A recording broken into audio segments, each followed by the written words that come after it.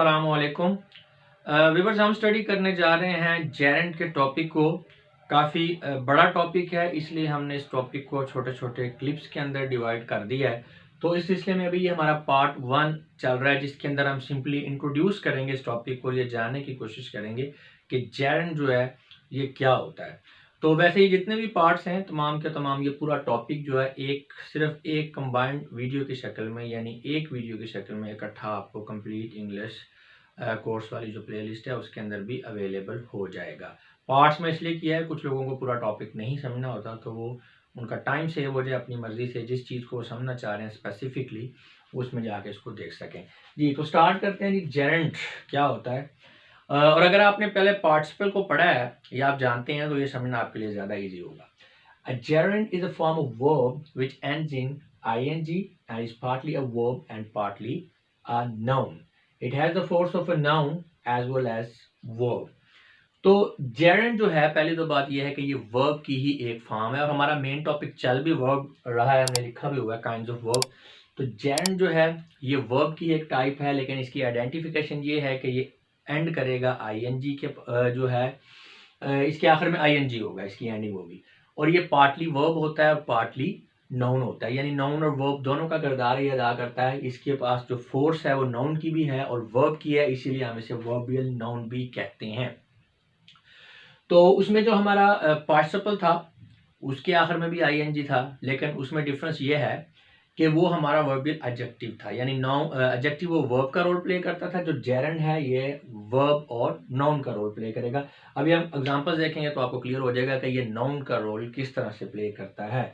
Smoking is injurious to health. अब यहाँ पे स्मोकिंग जो है ये हमारा वर्ब है, लेकिन इस सेंटेंस के अंदर यहाँ पे ये सब्जेक्ट का रोल प्ले कर रहा है। सब्जेक्ट होता है वर्ब, और आपको पता है सब्जेक्ट जो होता है वो नाउन होता है या प्रोनाउन होता है। तो इट मीन्स यहाँ पे स्मोकिंग स्ट्रक्चर के लिहाज तो वर्ब है, लेकिन सेंटेंस के अंदर जो है यहाँ पे ये नाउन के तौर पे यूज हो रहा है। Atif hates gambling. अब गैम्बलिंग जो है ये भी वर्ब है, लेकिन अगर गौर करें तो यहाँ पे ट्रांसिटिव वर्ब का ऑब्जेक्ट है, तो ऑब्जेक्ट है, इट मीन्स ये नाउन का रोल प्ले कर रहा है। Hina is found of studying. अब स्टडिंग जो है ऑब्जेक्ट ऑफ प्रेपोजिशन है, यानी gone by a preposition. Seeing is believing. अब बिलीविंग, बिलीव से बिलीविंग है, ये वर्ब है, लेकिन यहाँ पे ये कॉम्प्लीमेंट ऑफ अ वर्ब है, नाउन का रोल प्ले कर रहा है। She demanded a swimming costume. अब स्विमिंग, स्विम से स्विमिंग है, वर्ब लगता है। अगर ये अकेला कहीं पड़ा हो इस सेंटेंस में, ये कंपाउंड नाउन है, यानी ये बता रहा है आपको जो कॉस्ट्यूम है वो स्विमिंग के लिए यूज हो रहा है। तो लिहाजा इन तमाम सेंटेंसेस से आपको क्लियर है, it is clear in all the sentences above that gerund behaves like a noun, but as in most cases it also takes an object like verb, so we may say that a gerund also has the force of verb। यानी इन तमाम sentences में आप देख सकते हैं कि gerund जो है वो नाउन के तौर पर रोल प्ले कर रहा है, यानी कहाँ पे, कहीं पे वो सब्जेक्ट है, कहीं पे ऑब्जेक्ट है, कहीं कॉम्प्लीमेंट है। तो एक्चुअल सेंटेंस में सेंस के लिहाज से वो नाउन का रोल प्ले कर रहा है, लेकिन चूंकि ये अपने साथ ऑब्जेक्ट भी लेता है इन मोस्ट केसेस, तो लिहाजा ये वर्ब का रोल भी प्ले करता है। तो इट मीन्स कि जो आपका जेरेंड है ये ऐसा वर्ब है जिसके अंदर नाउन की क्वालिटीज हैं, या कह लें कि ये वर्बल नाउन है। टू सम अप, अगर हम इस टॉपिक को कंक्लूड करें, a gerund is a part of speech which is used as noun while still retaining the power of verb। यानी नाउन के तौर पर ये यूज होगा, लेकिन इसके अंदर जो है वर्ब की जो पावर है वो भी रहेगी, यानी ये रिटेन करेगा वर्ब की पावर को। अब वर्ब की पावर क्या है? It means ability to govern another noun or pronoun in the objective case। आपको पता है जो वर्ब है वो गवर्न करता है किसी नाउन को या फिर नाउन को जो ऑब्जेक्टिव केस के अंदर होता है, यानी सब्जेक्ट वर्ब ऑब्जेक्ट। तो वर्ब जो है ऑब्जेक्ट को गवर्न कर रहा होता है, तो कोई भी नाउन या फिर नाउन जो है जो ऑब्जेक्टिव केस के अंदर यूज हुआ है उसको ये आपका जो है जो जेरेंड है इसको गवर्न भी कर सकता है और नाउन के तौर पे भी रोल प्ले कर सकता है। तो लिहाजा ये वर्बल नाउन है। जेरेंड में आल्सो भी यूज्ड एज ऑर्डिनरी वर्ब। हाँ जी, ये भी ध्यान में रखना है कि ये ऑर्डिनरी वर्ब के तौर पे भी यूज होता है। जैसे स्विम से स्विमिंग मैंने आपका कहा है, ठीक है, रन से रनिंग, और जैसे यहाँ पे स्टडी, स्टडी से स्टडिंग, और गैम्बलिंग, तो ये सारे, जैसे स्मोक, स्मोक से स्मोकिंग, तो ये ऑर्डिनरी वर्ब भी है। ऑर्डिनरी वर्ब के तौर पे भी इसकी चंद एग्जांपल्स को देख लेते हैं। The making of Arya's is in hand. अब यहाँ पे मेकिंग जो है, मेक से मेकिंग, यानी सिंपली एक ऑर्डिनरी वर्ब के तौर पे यूज हो रहा है। The time of the playing of children. अब इसको यहाँ पे देखें ना, प्लेइंग ऑफ द चिल्ड्रन यानी बच्चों का खेलना, ठीक है, तो प्ले से प्लेइंग ऑर्डिनरी वर्ब है। Naveed agreed to the eating of the vegetables. अब इतने सेंटेंस को लेना आप, ईट से ईटिंग है, ईटिंग ऑफ वेजिटेबल्स, वेजिटेबल्स का खाना, तो यहाँ पे ईटिंग जो है ये ऑर्डिनरी वर्ब के तौर पर यूज हो रहा है। It is obvious in the above sentences that a gerund is acting like an ordinary verb with the preceding end of following. तो इन तमाम सेंटेंसेस में देखें, ये जो जेरंड है, ठीक है, उससे पहले दी आ रहा है और उसके आखिर में यानी उसके फौरन बाद, यानी फौरन पहले दी है और फौरन बाद जो ऑफ है। तो ये भी इसकी एक गवर्निंग सिंबल है, ये आपको बता रहा है कि ये आप जो है साइन है, इसकी गवर्निंग साइन है कि ये गवर्न कर रहा है किसी चीज़ को। तो लिहाजा आप देख सकते हैं कि यहाँ पर आपका ये जो जेरंड है ये ऑर्डिनरी वर्ब के तौर पर भी यूज हो रहा है।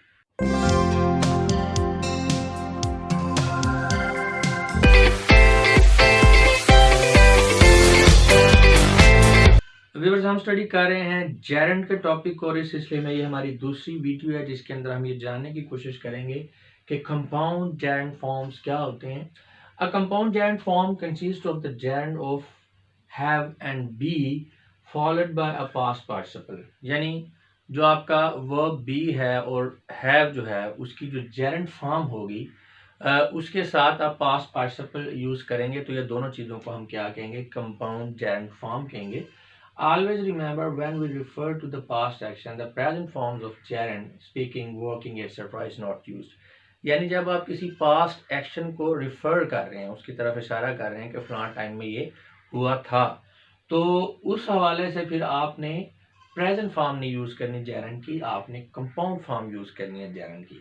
तो इसमें भी हम एग्जांपल्स देखेंगे तो क्लियर होगा आपको। We heard of her having achieved a gold medal. हमने उसके एक गोल्ड मेडल अचीव करने के बारे में सुना।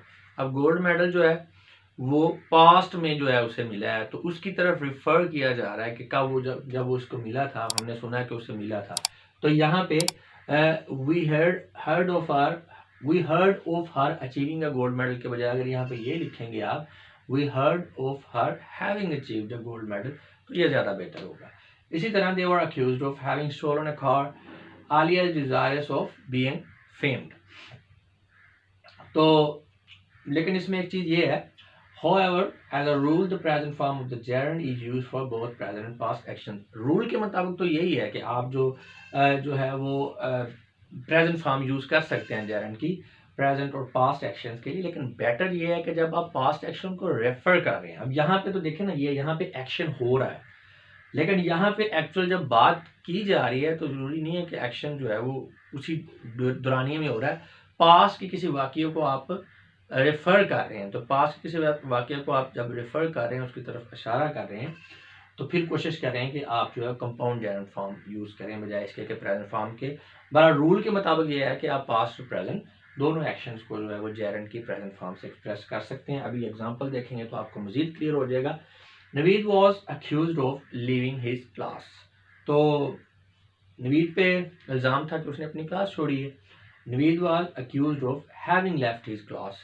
नवीद पे इल्ज़ाम था कि उसने अपनी क्लास छोड़ी है। तो ये दोनों सेंटेंसेस की ट्रांसलेशन सेम ही बन रही है, सेंस इनकी सेम है, लेकिन यहाँ पे ऊपर देख सकते हैं कि आप उसमें प्रेजेंट फॉर्म को यूज़ किया हुआ है और नीचे जो है पास्ट फॉर्म को यूज़ किया हुआ है।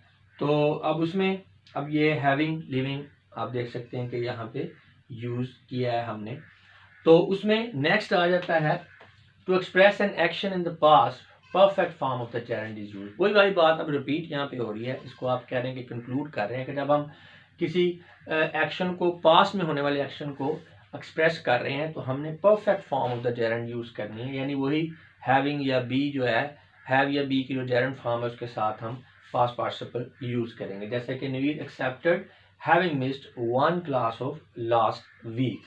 तो यहाँ पे नेक्स्ट में भी ऐसे है, after having left the station they decided to go on foot। तो जब आप पास्ट एक्शन को रिफर कर रहे हैं तो उसके लिए आपने कोशिश करनी है कि आप जो कंपाउंड जेरंड फॉर्म यानी कि जो आपकी हैव है या बी है उसकी आईएनजी फॉर्म प्लस जो है उसके साथ आप पास्ट पार्टिसिपल को यूज़ करेंगे।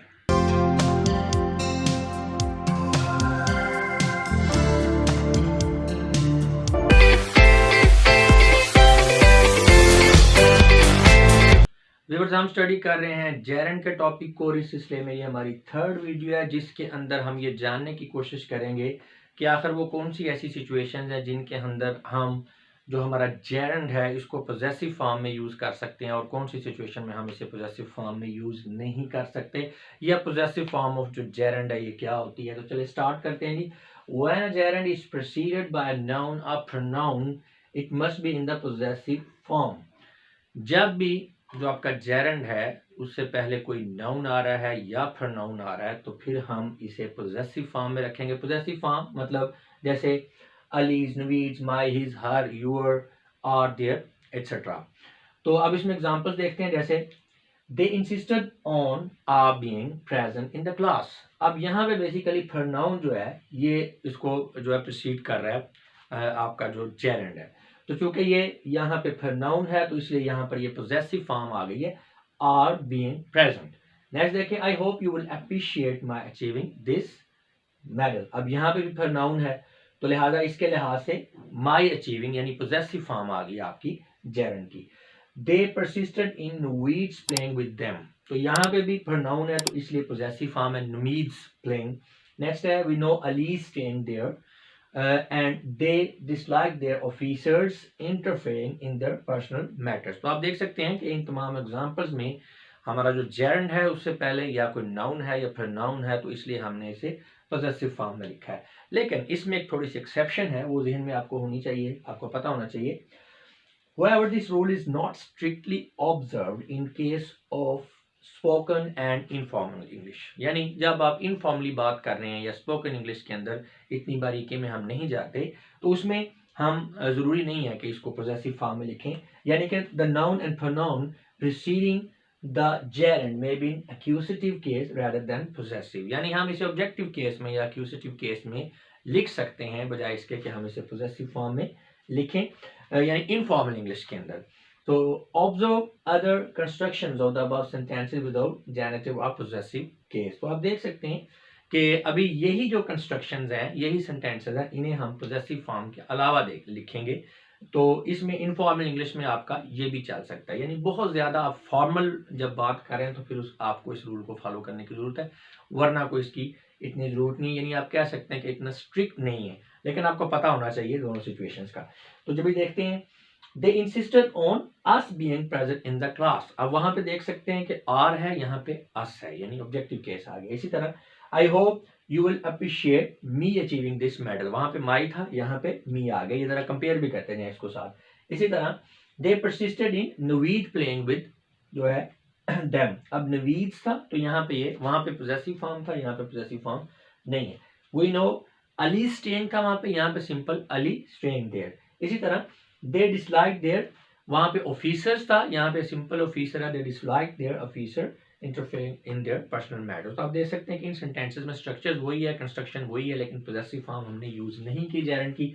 अच्छा, कुछ सिचुएशंस ऐसी हैं जिनमें आपने जेरेंड को यूज नहीं करना, ये स्ट्रिक्ट रूल है। However, under following situations, the gerund in the possessive case is not used। हाँ जी, वो कौन कौन सी सिचुएशन है जी? पहले नंबर पे है when a gerund denotes a lifeless thing। जब ये किसी lifeless thing को यानी किसी बेजान चीज को जाहिर कर रहा है तो फिर आपने उसके साथ बिल्कुल पोजेसिव फॉर्म यूज नहीं करना, बेजान चीज के साथ नहीं करना। जैसे कि there is a little chance of flight arriving late। तो यहाँ पे अगर आप ये कर लेंगे there is a little chance of flights, यानी यहाँ पे आप अपोस्ट्रोफी एस लगाएंगे तो ये गलत हो जाएगा। ये क्योंकि बेजान ऑब्जेक्ट है तो इसमें आपने इसको पोजेसिव फॉर्म में नहीं लिखना। There is a chance of train being late, तो ट्रेन्स करेंगे तो गलत हो जाएगा। इसी तरह I hope the ship reaching soon. Next है when a plural noun preceding a gerund ends in s it's not expressed in possessive case. जी, तो हमने रूल क्या पढ़ा है कि जब आपका जो जेरेंड है उसे कोई नाउन या प्रोनाउन जो है वो प्रीसीड कर रहा है तो आपने जेरेंड को पोजेसिव फॉर्म में लिखना है। लेकिन अगर कोई ऐसा नाउन जो कि प्लूरल है और उसके आखिर में एस आ रहा है, ठीक है ना, नॉर्मली हम प्लूरल नाउन के आखिर में एस लिखते हैं, कुछ प्लूरल नाउन ऐसे हैं जिनके आखिर में एस नहीं आता। ऐसा प्लूरल नाउन जिसके आखिर में एस आ रहा है, अगर वो प्रीसीड कर रहा है, पहले आ रहा है जेरेंड से, तो फिर आपने बिल्कुल भी उसको पोजेसिव फॉर्म में नहीं लिखना। जैसा कि We like the students reading books। अब यहाँ पे we like the students, तो ऐसे वो अजीब सा लगेगा, तो एस आ गया तो फिर आपने अपोस्ट्रोफी एस मजीद ऐड नहीं करना, पोजेसिव फॉर्म नहीं बनानी। They want the boys being present, boys नहीं आएगा। I want the officials being honest. आप देख सकते हैं कि जो आपका जेरेंड है, इससे पहले वाला जो आपका नाउन है वो प्लूरल है और उसके आखिर में एस आ रहा है, तो लिहाजा हमने इनको पोजेसिव फॉर्म में यूज नहीं किया।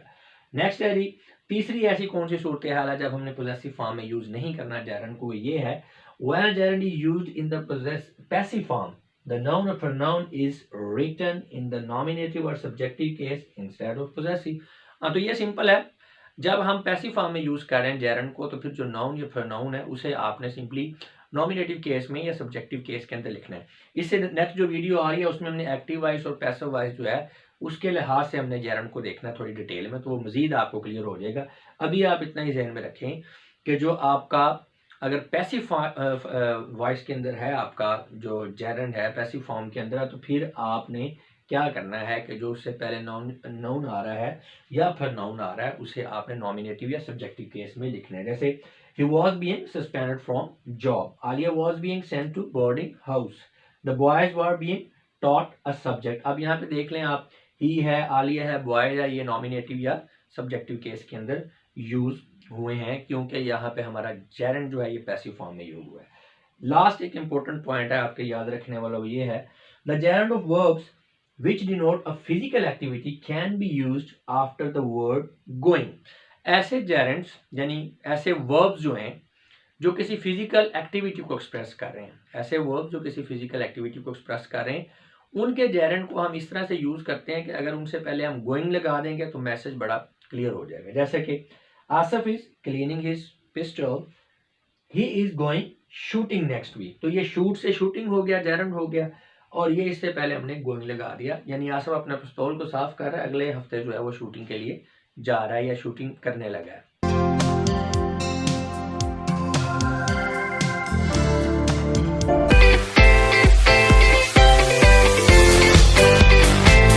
व्यूअर्स, हम स्टडी कर रहे हैं जेरेंड के टॉपिक को और इस सिलसिले में ये हमारी 4th वीडियो है जिसके अंदर हम ये जानने की कोशिश करेंगे कि जो जेरेंड है इसकी एक्टिव एंड पैसिव फॉर्म्स जो हैं वो किस तरह की होती हैं। The gerund of a transitive verb. अब ट्रांसिटिव वर्ब के बारे में आप जानते हैं कि ऐसा वर्ब होता है जिसे अपने सेंस को क्लियर करने के लिए या पूरा मैसेज कन्वे करने के लिए ऑब्जेक्टिव की जरूरत होती है। Verb needs an object to complete the sense, has the following forms. हाँ जी, अब इसकी ऐसा अगर आपका जेरेंड किसी ऐसे वर्ब को रिप्रेजेंट कर रहा है जो कि ट्रांसिटिव वर्ब है, तो फिर इसकी 2 फॉर्म्स होंगी, एक्टिव फॉर्म भी होगी और पैसिव फॉर्म भी होगी। अब अगर हम पहले एक्टिव फॉर्म को देखें तो इसमें प्रेजेंट पार्टिसिपल की एग्जांपल्स देखें आप। Naveed is accused of leaving his class. Naveed जो है उस पर अपनी जो क्लास को छोड़ने का इल्जाम है। Hina is fond of studying, Hina जो है पढ़ने की बड़ी शौकीन है। अब इन दोनों सेंटेंसेस के अंदर जेरेंड यूज हुआ है और ये आपका एक्टिव फॉर्म है। अब देखें ना, लीव, लीव जो है ये एक ट्रांसिटिव वर्ब है, तो लीव का ये ट्रांसिटिव वर्ब का जेरेंड है, तो एक्टिव फॉर्म में ये प्रेजेंट पार्टिसिपल जो है एक्टिव फॉर्म में यूज हुआ। इस तरह स्टडी जो है वो भी, ये जो सेकंड सेंटेंस है ये भी एक्टिव वॉइस में यूज हुआ है। इसी तरह अगर हम परफेक्ट पार्टिसिपल की बात करें, Naveed is accused of having left his class, तो नवीद जो है उस पर इल्जाम है कि उसने अपनी क्लास छोड़ी है। अब यहाँ पे आप देख सकते हैं पहले लीविंग था, अब यहाँ पे हैविंग लेफ्ट हो गया, तो ये आपका जो है ये परफेक्ट पार्टिसिपल बन गया है। इसी तरह having studied Hina went to sleep, पढ़ने के बाद हिना सोने के लिए चली गई। तो नेक्स्ट जगह ये थी एक्टिव फॉर्म्स, यानी एक्टिव फॉर्म में आपका ये है प्रेजेंट पार्टिसिपल और परफेक्ट पार्टिसिपल। अब हम बात करेंगे पैसिव फॉर्म्स की।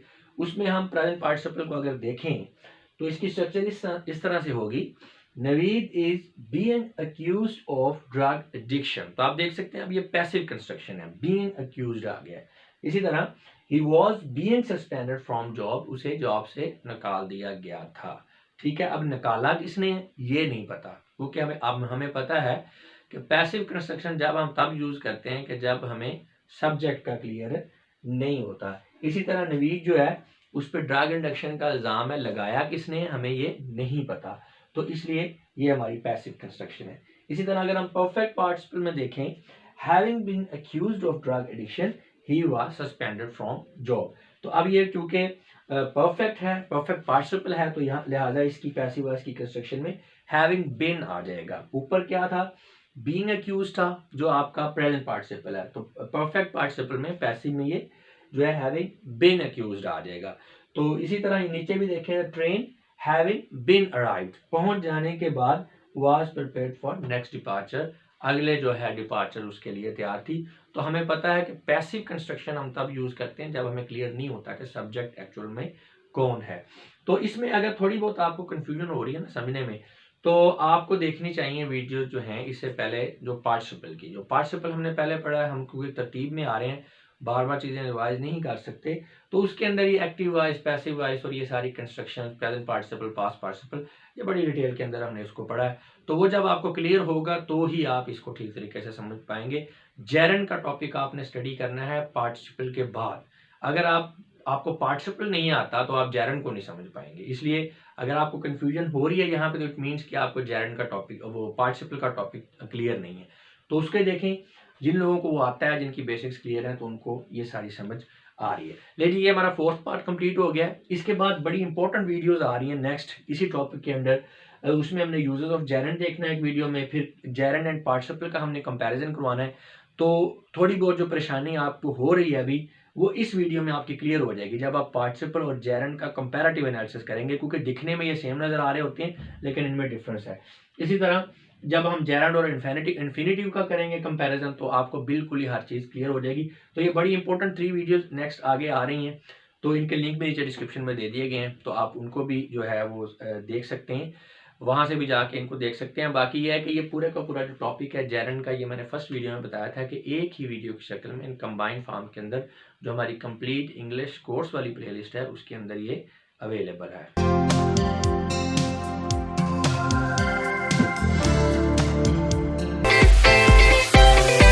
व्यूअर्स, हम स्टडी कर रहे हैं जेरंड के टॉपिक और इस सिलसिले में ये हमारी 5th वीडियो है, जिसके अंदर हम ये जानने की कोशिश करेंगे कि यूजेस ऑफ जेरंड कौन कौन से होते हैं। तो जेरंड के डिफरेंट यूजेस हैं, हमने इनको लिस्ट कर दिया ताकि हमारे समझने में आसानी रहे। अगर हम बात करें जेरंड के यूजेस की, तो a gerund being a verb noun may be used as, आपको पता है कि जेरंड चूंकि एक वर्ब नाउन होता है या वर्बल नाउन होता है, तो इसलिए इनके यूजेस को हम इस तरह से डिस्क्राइब करेंगे। सबसे पहले क्या है जी, ये आपका जो जेरंड है ये किसी वर्ब के सब्जेक्ट के तौर पे यूज होता है, जैसे drinking is injurious to health, smoking causes many disorders of lungs, walking is conducive to health.